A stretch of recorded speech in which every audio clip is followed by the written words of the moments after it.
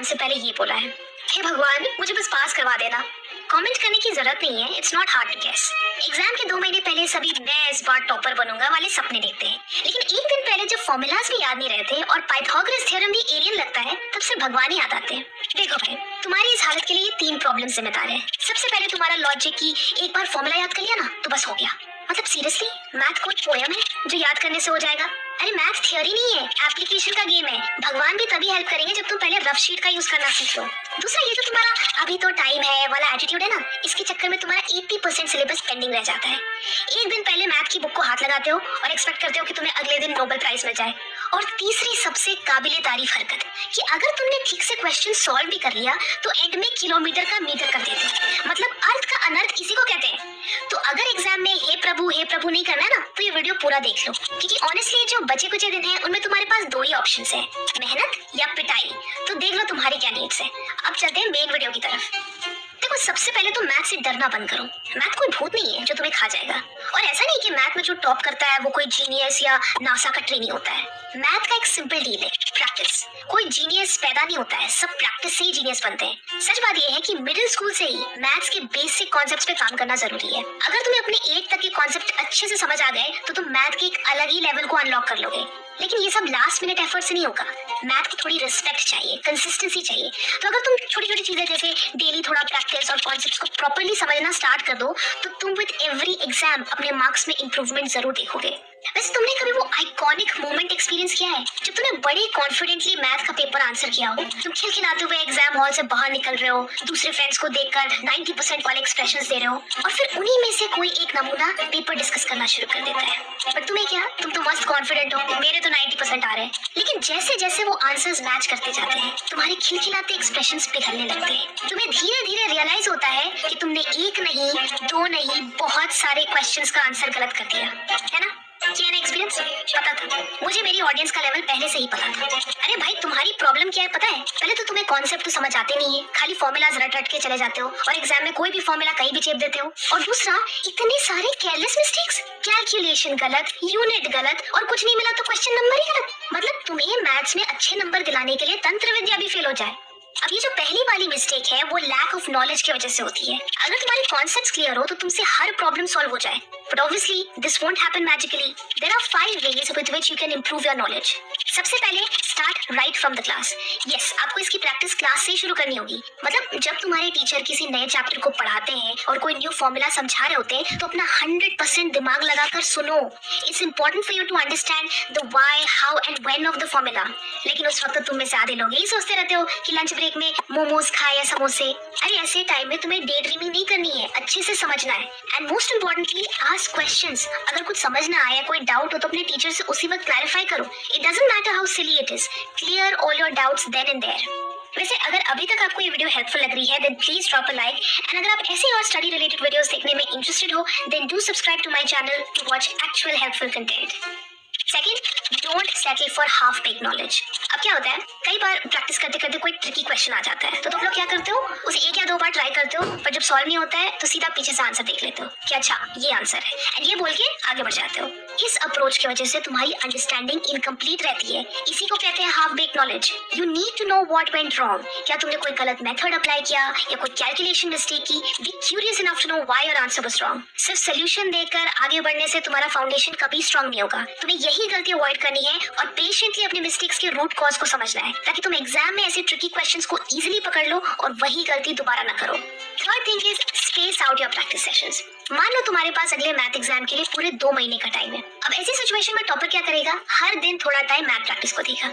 लेकिन तुम कामचोर लोग लास्ट के 1 हफ्ते में पूरा सिलेबस निकलने की कोशिश करते हो। अरे मैथ कोई बंच ऑफ थ्योरी नहीं है जो लास्ट मिनट रखने से काम चल जाएगा। मैथ एक स्किल है जो धीरे धीरे डेवलप होती है। तो हर दिन मैथ प्रैक्टिस के लिए थोड़ा टाइम अलग से डेडिकेट करो। जैसे मेरे केस में मैं स्कूल से घर आने के बाद रोज 1 घंटा मैथ प्रैक्टिस करती थी। तुम भी अपने डेली रूटीन में एक फिक्स टाइम सेट करो और उस वक्त सिर्फ मैथ प्रैक्टिस करो। एक और चीज, कीप स्विचिंग बिटवीन टॉपिक्स। किसी भी टॉपिक को 2 दिन से ज्यादा लगातार प्रैक्टिस मत करो। हर 2 दिन में टॉपिक स्विच करते रहो, अदरवाइज तुम ऑटो पायलट मोड में चले जाओगे। ऑटो पायलट मोड मतलब तुम क्वेश्चंस तो सॉल्व कर रहे हो लेकिन बिना सोचे समझे बस हाथ चलाए जा रहे हो। जब एक फ्लो में क्वेश्चन सॉल्व होने लगते हैं तो तुम्हें लगता है कि वाह कितना इजी है, लेकिन उस वक्त दिमाग कुछ नया नहीं सीख रहा। तुम बस एक पैटर्न से फेमिलियर हो गए हो एंड बिना दिमाग लगाए उसी टाइप के 50 क्वेश्चन सॉल्व किए जा रहे हो। बट जब तुम टॉपिक स्विच करते हो तो तुम्हारा ब्रेन नए चैलेंजेस के लिए अलर्ट रहता है। It keeps your mind engaged and फिर तुम प्रैक्टिस करते करते जोन आउट नहीं करोगे। और पता है इसका मेजर फायदा क्या है? टॉपिक रोटेशन तुम्हारी वीकनेस आइडेंटिफाई करने का बेस्ट वे है। अगर तुम एक टॉपिक पे अटके हुए हो, स्विच करो और उसके बाद वापस आके फ्रेश पर्सपेक्टिव के साथ उसे टैकल करो। तब देखना तुम मक्खन की तरह प्रॉब्लम सॉल्व कर रहे होगे और फिर कहीं नहीं अटकोगे। अब क्योंकि हम वीकनेसेस की बात कर ही रहे हैं, then please don't ignore them. वो चैप्टर्स जिन्हें देखते ही तुम बुक बंद कर देते हो, उन चैप्टर्स को इग्नोर करना बंद करो। आइडेंटिफाई दोस टॉपिक्स जिसमें तुम कॉन्फिडेंट फील नहीं करते and start working on them. शुरुआत में जोर आएगा, लेकिन बिलीव मी, एक बार तुम चीजों को समझ गए तो तुम फ्लो में प्रॉब्लम सॉल्व कर रहे होगे।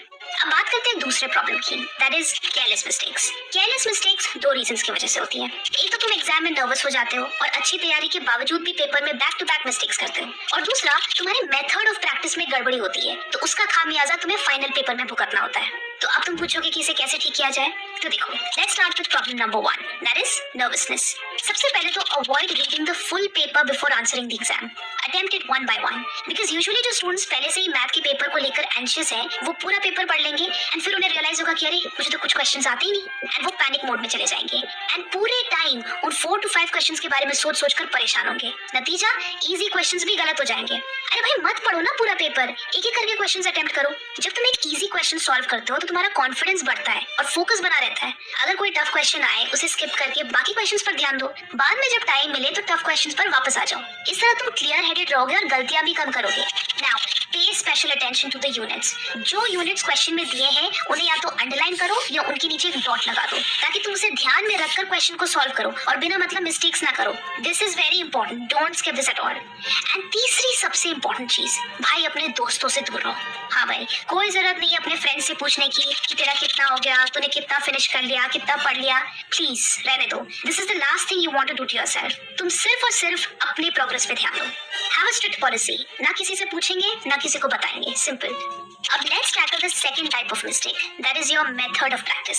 सबसे महान स्टुपिडिटी जो तुम करते हो वो ये है कि एग्जाम के प्रैक्टिस के नाम पे सिर्फ क्वेश्चंस देखते हो कि ये मुझे आता है या नहीं, ये मुझसे सॉल्व होगा या नहीं। आई नो, कौन अपना रियल टाइम में मॉक टेस्ट और प्रीवियस ईयर क्वेश्चंस को पूरा सॉल्व करता है? किसके पास इतना टाइम है? राइट?